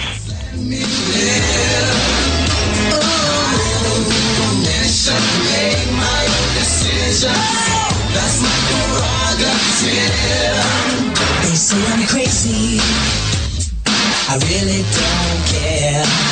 That's my prerogative. They say I'm nasty, but I... What does it take to be the leader in production systems technology? To be the one company that solves production problems at any plant, for any product, and with any technology? It takes a 30-year record of success. It takes total mastery of complex technologies with a history of delivering success every time, without fail. Only one company can claim that high ground in manufacturing line optimization, data automation, and systems integration, and that's Philadelphia Control Systems. In factories worldwide, Philadelphia Control Systems programs, software, and engineering solutions deliver optimal performance and output flow with a record that can't be matched. Any plant, any product, any technology. Philadelphia Control Systems, the leader in production automation since 1982. 800-335-9811, PCS4automation.com. That's PCS, the number 4, automation.com. Oh, how I'm longing for the day when I'm back at Orchid Bay, where the silver water glistens in the sun. When is the last time you raced a small boat across wide open water? Tired of snow, traffic jams, cold weather? You need a refreshing change of scenery, a world away. The Bahama Islands have vacation rental homes and apartments. Enjoy spectacular nature in the Abacos Islands. Enjoy refreshing Caribbean beauty, fishing, snorkeling, scuba, the beach. www.enjoyabaco.com. That's ABACO. Enjoyabaco.com. As I sail across the sea of Abaco, smiling 'cause I know only one more mile to go. Enjoyabaco.com. Hi, this is Bob Viden, owner of Bob's Little Sports Shop in Glassboro, New Jersey. I've had the opportunity to travel in many foreign countries, and I've seen what happens to people when they lose their freedom. I wrote this poem. Give us freedom was the cry as they marched throughout the night. At Concord Bridge in Trenton, for freedom they would fight. To build a nation that would last with peace and liberty, it is a job that's never done if we are to be free. They wrote a declaration to announce that we are free, then a constitution for all the world to see. But this is ink on paper. We must make it last. It must always be defended, and that is quite a task. Today the battle rages for freedom in our land. To save our Constitution, we all must take a stand. We must stand up for freedom in our actions every day, and you can stand up with us. Join the NRA. This is Bob Viden of Bob's Little Sports Shop in Glassboro, New Jersey. You may call us at area code 856-881-7575 or visit us online at bobslittle.sportshop.com. Hello, I'm Reverend Carl Kelly, and I head up the Frederick Douglass Foundation of Indiana.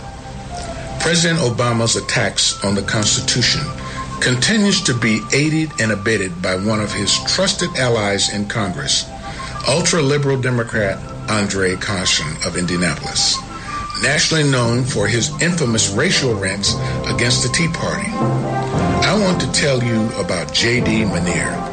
J.D. will be a representative for the people of the 7th District.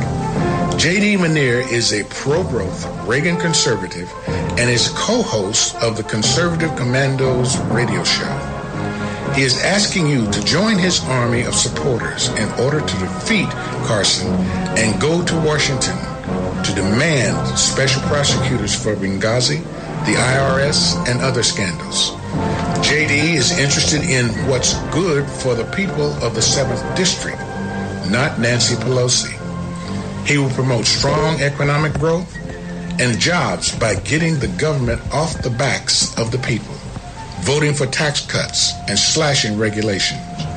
Help elect a pro-life defender of freedom who will strongly support Israel, vote to cut wasteful spending, and battle to repeal Obama's socialist agenda.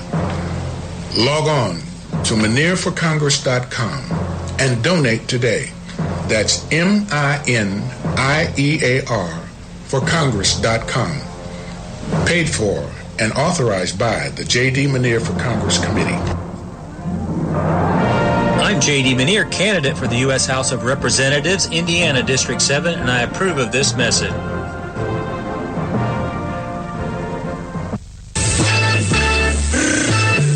You can call the Conservative Commandos Radio Show at 856-227-1360. Your opinion counts at 856-227-1360. This is Congressman Alan West, and you're listening to the Conservative Commando Radio Show. And you are listening to the Conservative Commando Radio Show. This is Sam Rohr and Daria Novak today. Our guest is Roger Aronoff, and we're talking with him today about the Citizens Commission on Benghazi. For those of you who are listening, you can pick up this program again tomorrow at 5 o'clock by going to VigilantLibertyRadio.us and click on the Listen Live link. So you can pick this up again tomorrow if you didn't have all of this today. Roger, let me get back with you on this question. I mentioned last time that on March 17th, 2011, now this was still prior to this whole thing, the Security Council passed a resolution, a no-fly zone around Libya. Ostensibly, it was to help the folks on the ground because of the fighting going back and forth between the Al-Qaeda rebels, basically, and Gaddafi. The day afterward, Hillary Clinton, under the leadership of Barack Obama, basically said and announced support not for Gaddafi, who was an ally in the fight against Al-Qaeda, but actually announced support for the Brotherhood and the Al-Qaeda-led rebels, which is unbelievable. That goes back to what we talked about in part of the findings of this report, that there was an official switch in U.S. policy between supporting Gaddafi, who really wasn't obviously a good guy, but he at least was keeping a lid on radical Islam and Al-Qaeda.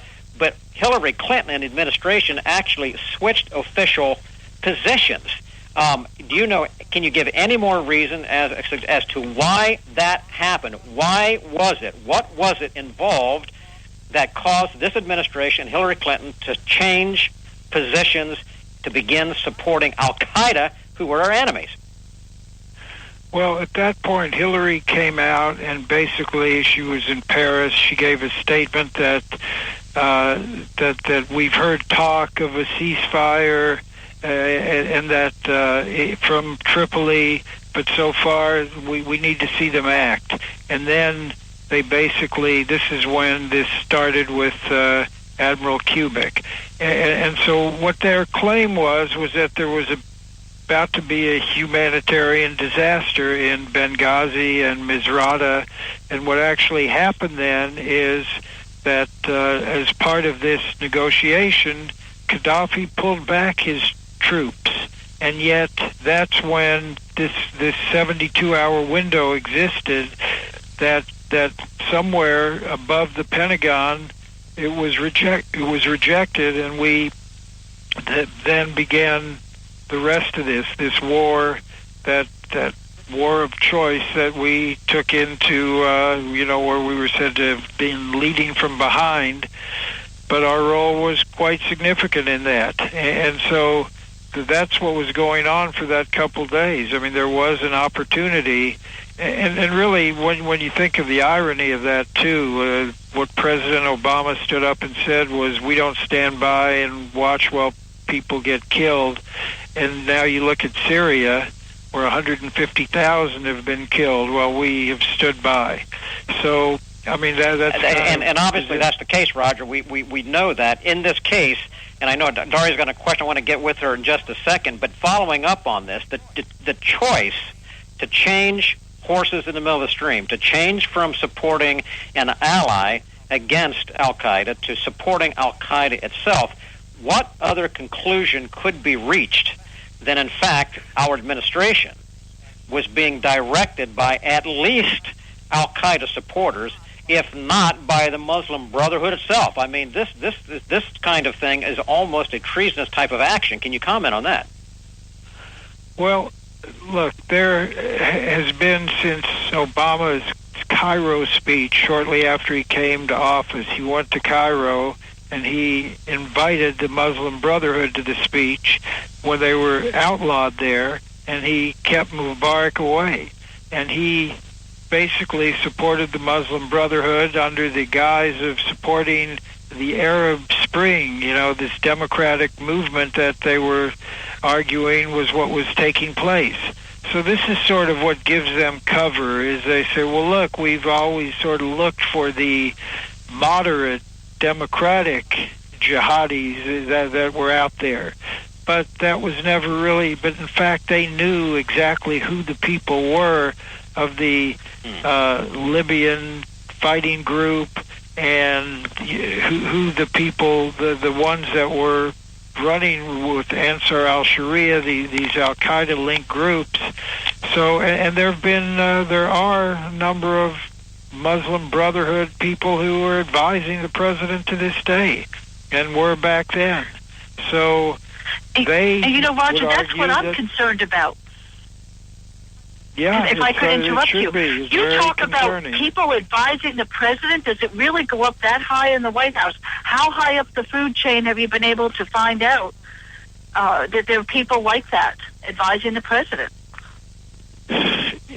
People from groups that are definitely Muslim Brotherhood groups. The name right now escapes me, but you can go through again this material. It's on our website. And like Claire Lopez is really our resident expert on all of that, and the names and all, and it's there. But yes, no question, there are... I think what our audience would love to hear, can you correct me if I'm wrong on this sort of scenario? Originally, there was no question about a video. Advisors at the White House with connections to the Muslim Brotherhood came up with the idea of this video, and virtually overnight that becomes the excuse, the official position of this administration, saying that is what caused this. Do you find that to be true? Well, I think it did have an influence in the attacks on the American embassy in Cairo, but the evidence as far as what happened in Libya is it may have been seen by a few people before September 11th, but by the nature of the attacks, the mortar attacks, how well they were aimed, the whole thing came off as a coordinated attack, and this is what Deputy Ambassador Greg Hicks told Congress. This is what came from the station chief, the CIA station chief there. They all said this was a coordinated terrorist attack. That's the distinction. Was it a terrorist attack, or was it something that stemmed from a spontaneous demonstration based on that video? And all the evidence clearly points to the fact that it was a planned terrorist attack, and this is where you get... And Roger, I want to jump in on top of what Daria just asked, because I think we need to pursue that just a bit more. The amazing promptness and quickness of the coordination after the attack by the administration, the White House to say it was the YouTube video, and by the Muslim Brotherhood groups both in this country and out of this country, all joined in immediately as if there was a conductor to the choir beginning to sing at the same time, makes me wonder, and I want your comment on this, was this a Brotherhood orchestrated event to which the administration played a supportive role, or was it to something actually initiated by the administration that the Brotherhood played a supportive role, but together they were singing as a part of the choir? Can you comment on that? I can't tell you exactly, which way that that happened exactly. I couldn't. Okay, I know that was a pointed question, but it just fails to. The closeness of this is too striking, as far as I'm concerned, to be accidental. So, Roger, stay with us here. We're going to go for one more break, and then we're going to conclude the final quarter hour here. And we're going to go back and ask you just a few more very key questions. Folks, you are listening again to the Conservative Commando Radio Show on this Tuesday afternoon with Sam Rohr and Daria Novak. And we're listening to WNJC 1360, our flagship station here out of Philadelphia. I want you to stay with us. We're going to come back right after this in just a couple of minutes and conclude our interview with Roger Aronoff as we look into the Citizens Commission on Benghazi, the 30-page report just released. They say I'm crazy, I really don't care, that's my prerogative. They say I'm nasty, but I... Oh, how I'm longing for the day when I'm back at Orchid Bay, where the silver water glistens in the sun. When is the last time you raced a small boat across wide open water? Tired of snow, traffic jams, cold weather? You need a refreshing change of scenery, a world away. The Bahama Islands have vacation rental homes and apartments. Enjoy spectacular nature in the Abacos Islands. Enjoy refreshing Caribbean beauty, fishing, snorkeling, scuba, the beach. www.enjoyabaco.com. That's ABACO. Enjoyabaco.com. As I sail across the sea of Abaco, smiling 'cause I know only one more mile to go. Enjoyabaco.com. Hi, this is Bob Vide, owner of Bob's Little Sports Shop in Glasper, New Jersey. I've had the opportunity to travel in many foreign countries, and I've seen what happens to people when they lose their freedom. I wrote this poem. Give us freedom was the cry as they marched throughout the night. At Concord Bridge in Trenton, for freedom they would fight. To build a nation that would last with peace and liberty, it is a job that's never done if we are to be free. They wrote a declaration to announce that we are free, then a constitution for all the world to see. But this is ink on paper. We must make it last. It must always be defended, and that is quite a task.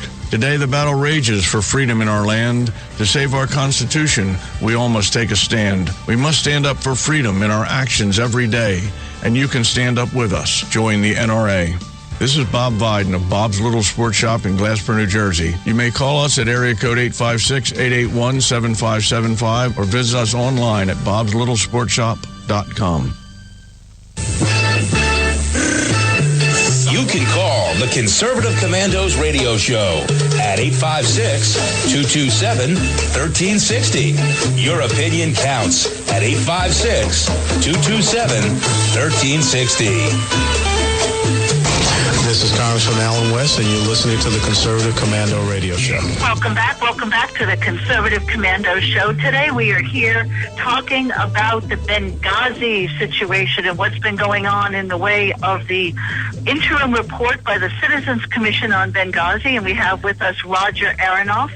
And, you know, Roger, it's really great information that's in this report, and I have so many questions I'd love to ask you. But one thing that's really bothered me is, if you look at it, it's been over a year since President Obama said his priority was bringing those to justice who are responsible for the deaths in Benghazi. To my knowledge, no one's been arrested, no one's been prosecuted, no one's been brought to justice, and we don't have access to the witnesses. Do you think that we can get some kind of a select committee with the power to subpoena to investigate this tragedy, where we can hear more than a 5-minute response in Congress from each witness? Well, I agree that that's what's necessary. Do I think it's going to happen? I'd have to say no at this point, because what it appears is that even though 90% or so of the Republican conference is calling for it, clearly the leadership, Boehner in particular, is opposed to it. And we speculate there's a couple of issues. One is that you have these issues where the chairman of the committees do not like giving up any of their power. In other words, they want to hold their own separate hearings where you have that 5-minute rule that you just referred to in effect, which keeps it from really going anywhere, and they don't have the full subpoena power. And the other issue is that as the Gang of Eight, the top leaders, been read into what was going on. In other words, they might have been told part of what this operation was, maybe not the whole thing, but enough to give them what we call guilty knowledge, so they can't take the heat of this coming out. And we don't know what kind of arrangement there is, but we know that 189, there was 190, one of the congressmen dropped off, but who have signed on to H.R. 36 calling for just that. We also have three members on our commission of SOS, Special Operations Speaks, another group that has been pushing for this in the form of a discharge petition, but we all are doing that, but our attitude is we're not going to wait. You know, just like President Obama says about Congress, we can't wait for Congress, well, we can't either. And that's why we formed this commission to try to investigate this as much as we can, but obviously we don't have subpoena power, but we do have credibility, and people have come to us, and we're hoping more people come to us, and we know there have been people who've signed non-disclosure agreements. They can't talk about what happened, and they've been given polygraph exams on a regular basis, and it's so whether the truth will come out, whether it'll be in the next year or two, or maybe 5 years down the road, we don't know. But we have also filed, and Judicial Watch, if you go on their site today, they've done great work on this too. They have just uncovered more emails that show how they were trying to claim that this was all about the video when they knew for a fact that it wasn't. You know, it really is amazing, Roger. And for our listeners that may not know about this, if you look at, as you talked about earlier, the significance of this episode that occurred, the demonstration of a military chain of command relationship between the Libyan Muslim Brotherhood leadership and Al-Qaeda. It's there. We know even the name of one of the people responsible for the attack, Abu Qatala, who is actually under, according to your report, a Department of Justice sealed indictment, which basically, my understanding, means that we haven't even interviewed him, although we have photos on his cell phone that he was at the site of attack. Is he available to talk to?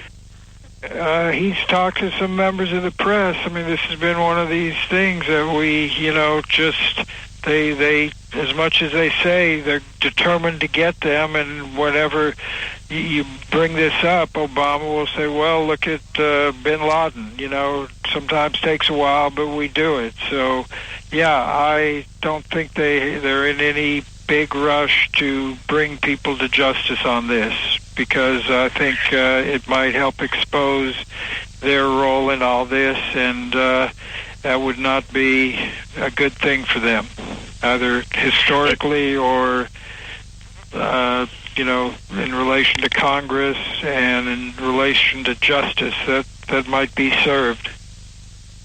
Well, it seems to me that after reading your report and what little I've been able to find in the media, not only, our position of changing sides, if you will, but this has resulted in more than just a couple of deaths. We're seeing chaos across Africa, the disruption of the Libyan oil industry.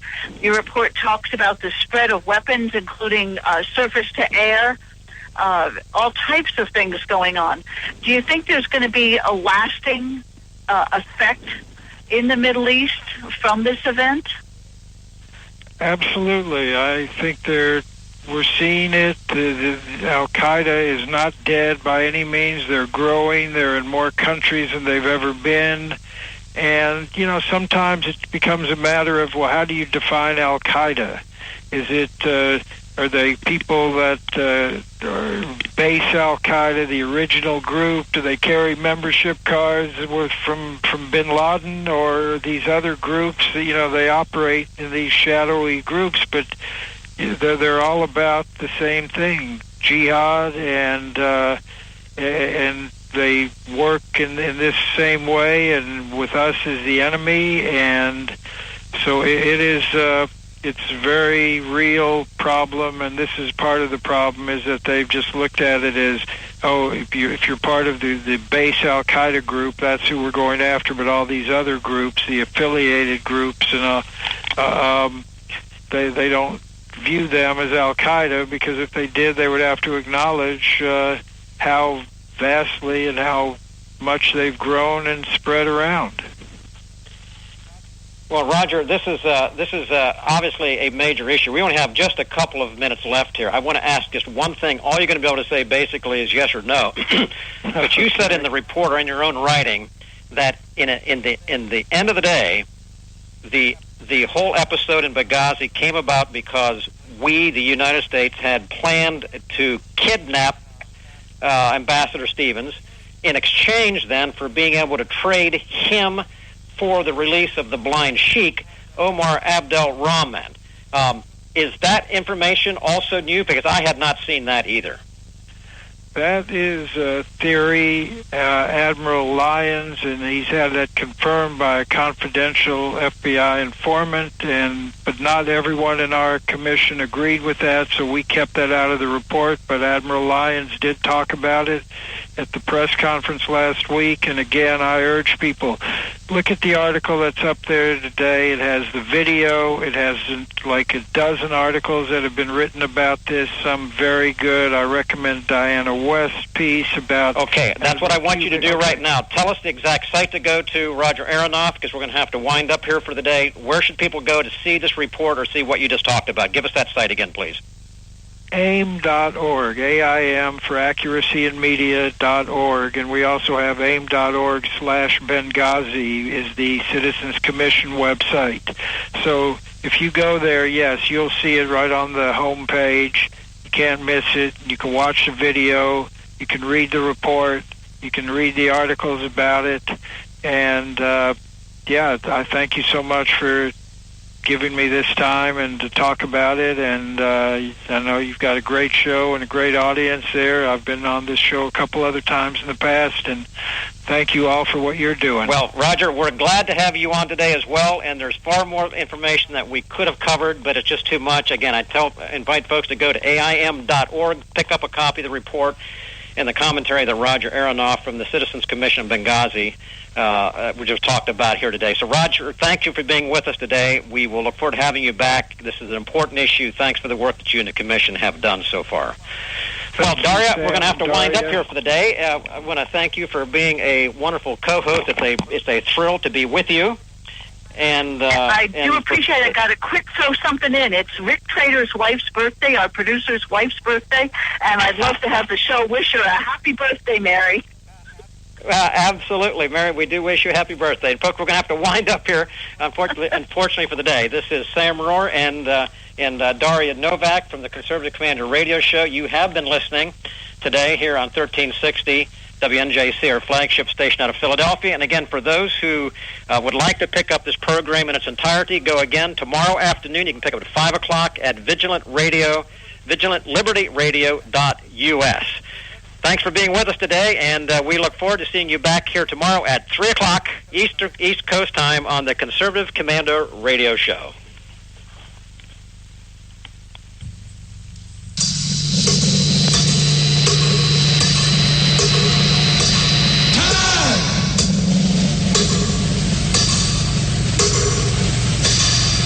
Thank you for listening to the Conservative Commandos Radio Show. Huge thanks to our co-hosts, contributors, patrons, callers, and our friends at WNJC 1360 and WIFI 1460, where we broadcast live every Monday through Friday, 3 to 5 p.m. Eastern and 2 to 4 p.m. Central. Look for us on the internet at www.ccrshow.com. Until next time, we are the Conservative Commandos Radio Show, where the newsmakers go to be heard.